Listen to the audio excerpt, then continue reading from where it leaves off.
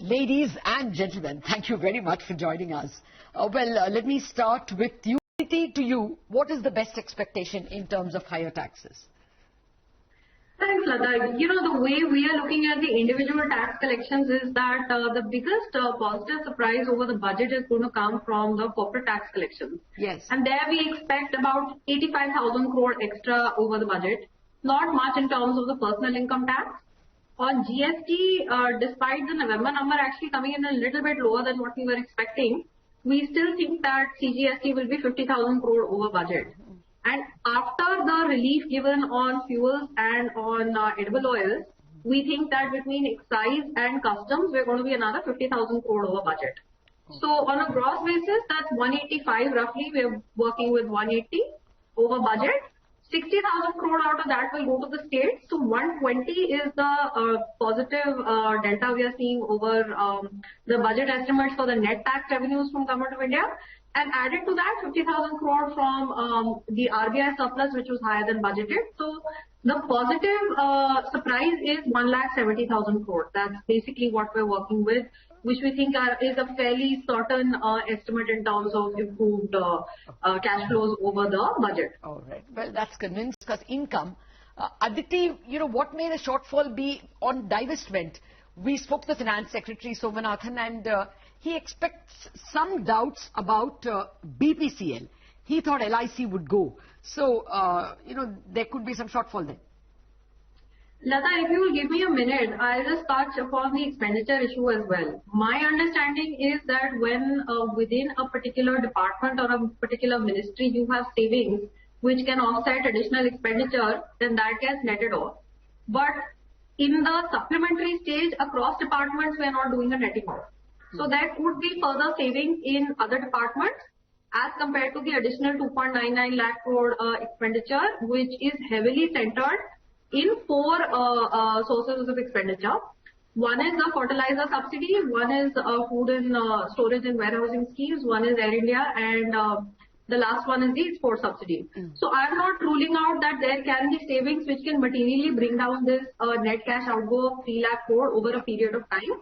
But the way that the accounting is done at the supplementary stage, this is a net cash outgo in terms of cross department. I mean, this is the way that the accounting is done at this stage. Okay. On the divestment side, certainly, it's a little bit binary. I mean, will the big ticket disinvestments go through or not?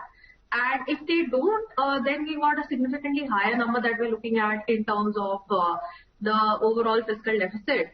And, we do have some window in the month of March. In case it's clear that the LIC proceeds will not come in FY22 itself, then potentially we can have 4 weekly auctions in the month of March to raise about 1 lakh crore, which I'm guessing is the amount of shortfall that potentially could be there if LIC spills over to next year. Yeah, if LIC spills, we have a problem. But the ministry sounded confident. They were less confident only on BPCL.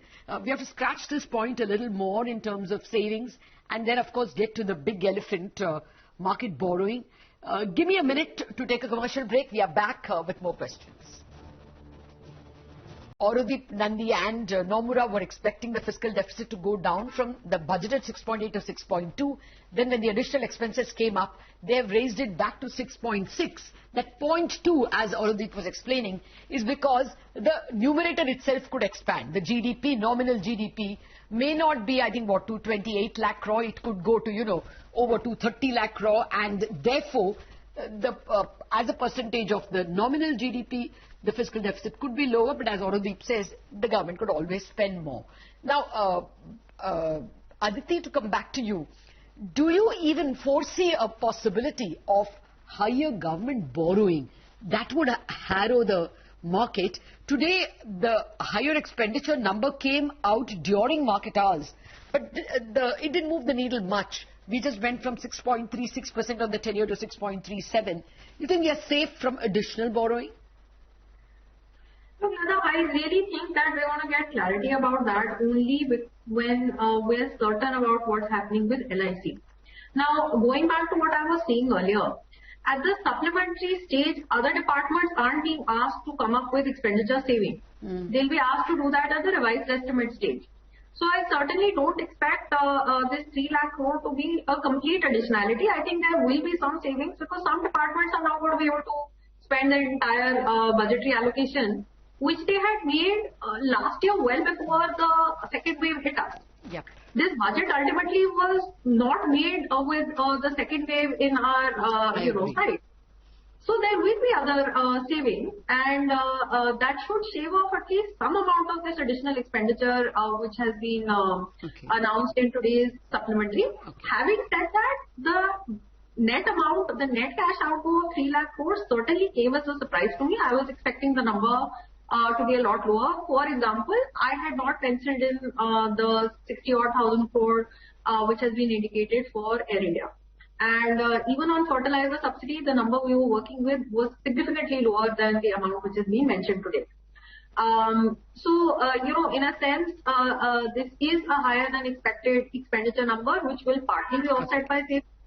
But to my mind, the biggest question in terms of raising additional market borrowing is going to come from the size of disinvestment, which is eventually realizable within FY20. Fair point. I think there will be other questions which I will not be able to fit in, but Kavita Rao, bring the fiscal deficit down. Aurangzeb Nandi, Kavita Rao, Aditi Nayar, thank you very much for putting all these numbers into perspective. We wrap up on this edition of Indianomics. Much more lined up for you.